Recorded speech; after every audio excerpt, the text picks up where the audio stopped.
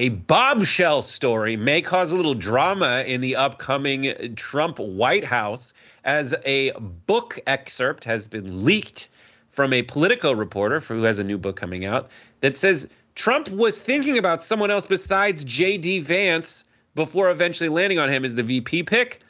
According to the new book, that person was Fox host and Trump ass kisser Maria Bartiromo. Let me read you a little bit of the excerpt from Revenge, the inside story of Trump's return to power, where Alex Isenstadt writes, Trump was dead serious about Bartiromo and was making the case for her during the flight to Butler, Pennsylvania.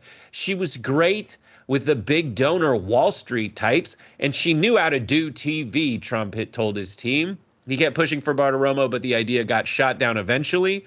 Trump's team said, a quote, there was no time to vet Bartiromo, as they had spent months doing with other candidates, and the chief of staff, Susie Wiles, put an end to the conversation. There was no time, they said. As for why she was considered despite never holding any office, why should that stop anyone? Bartiromo was a, quote, Trump favorite, Isenstadt reports, after fiercely defending him and conducting numerous softball interviews with him over the years, including his first on-air sit-down following the 2020 election, for which she had given his team a heads up on her questions ahead of time, which is something that is theoretically a no-no, but who cares? She was also one of the most vocal Stop the Steal people after the 2020 election. And even after Rudy Giuliani admitted to her that they had no evidence of voting machine tampering. And actually, she's just one of Fox's most vocal conspiracy theorists in general. And also maybe not the brightest bulb, as evidenced by this montage. All of these people who've come into America and wanting to disrupt our lives, I would like to see an investigation to ensure that we know that there were no outside agitators starting these fires. Evidence this morning of backdoors on voting machines, ballot tampering, and election interference. Dominion voting machines were used in Arizona, Georgia, Michigan, Nevada, Pennsylvania, and Wisconsin. And I have a graphic showing the states where they stopped counting. An intel source telling me that President Trump did, in fact, win the election. I know Jake Sullivan worked for Hillary Clinton, and there he is now as NSA, coming up with this hysteria over Russia. Was this a ruse? Was this whole thing an effort to take everybody's attention away from what Hillary Clinton did? There's no indication of a nefarious intent in the collapse of the Francis Scott Key Bridge. But of course, you've been talking a lot about the potential for wrongdoing or potential for foul play given the wide open border. Brightest bulb in the chandelier. Cenk, thoughts on Bartiromo as potential VP pick? I mean, I had Bartiromo at second most insane after Lou Dobbs, Trump era, right? And like wild conspiracy theories on air. And I can't believe they never took her off air. But she had a couple of things that Donald Trump loves, and two of them are reported, the other one is not. Number one is professional ass kisser, like really good at it. I mean, and he loves that. Yeah, I mean, if you stroke his ego, he's here for it. And the Maria Bartiromo show might as well be called Stroking Trump's Ego. And if there's a wild, insane conspiracy theory that Trump hints at, she'll be like, oh yeah, could be, right? So it shows you his mental instability. No person with, like, okay, here, let me put it this way. Like J.D. Vance, I got just as many problems with J.D. Vance as I do with Donald Trump. Would J.D. Vance have considered Maria Bartiromo? No, he would have looked at her and be like, no, that's not going to help. And that's weird and totally no, we're not doing that. And J.D. Vance might have worse intent than Donald Trump, but at least he has enough sense not to go in a loon direction, right? And now the other reason that Trump liked her was because apparently she would feed him the questions she was going to ask him before an interview. And now we see that might be a pattern because there's a report that that somebody at Fox News fed Trump the answers, not the answers, the questions that Bret Baier and Martha McCullum was going to ask him in a town hall during, the lead up to the election. So now, and the other reason that is stated in the report as to why Trump likes Bartiromo is because really wealthy billionaires on Wall Street like her.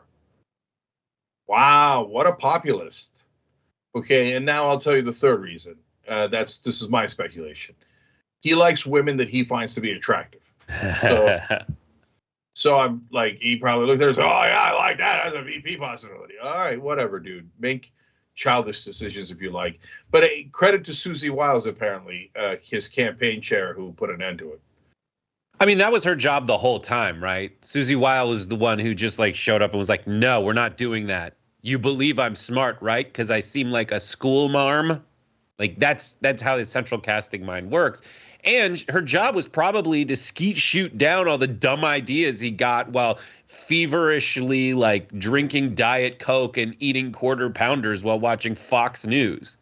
That's it. I mean, I found a list. Like people on TV that were on Fox News all the time that end up in his orbit. Sean Duffy, Pete Hegseth, Huckabee, Gabbard, Oz, Noam, Waltz, Gates. Those are folks that he 100% takes because competence to Donald Trump, as much as he's going to come out against the competence of people like, Gavin Newsom, whoever, who I have no loyalty to, but like he comes out against their competence. Like Donald Trump picks people because they're good at television. That is his number one priority, is that they're good at TV. And that's like, he's a truffle pig for stuff people kind of chat about and conspiracy theorize about among themselves that they would not feel confident talking about in front of a bunch of people unless he tapped people and put them into the media sphere and inundated him with people who message that way.